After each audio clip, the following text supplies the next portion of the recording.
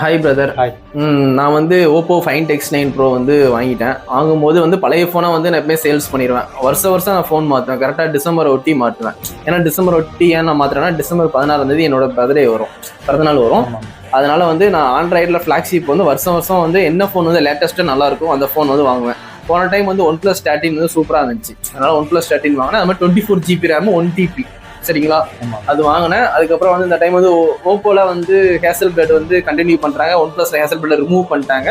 அதுக்கப்புறம் கேமரா எல்லாமே வந்து விவோ ஐபோனுக்கு ஈக்குவலா ஓப்போட பெர்ஃபார்மன்ஸ் இருக்கிறதுனால நான் ஓப்போ ஃபைன் டெக்ஸ் 9 ப்ரோ வாங்கினேன். அதனால வந்து என்னோட பழைய போனை OnePlus 13 நான் வந்து சேல்ஸுக்காண்டி நான் வந்து வாட்ஸ்அப் ஸ்டேட்டஸ் வச்சேன். யாருக்காவது வேணுமா அப்படின்னு கேட்டேன். இது வந்து 24GB RAM 1TB. இப்போ நான் வாங்கினது கூட 512 வேரியன்ட் தான். அதனால 24GB 1TB ரேம்ல அந்த கடைசி ஆண்ட்ராய்டு ஃபோன் இதுதான்.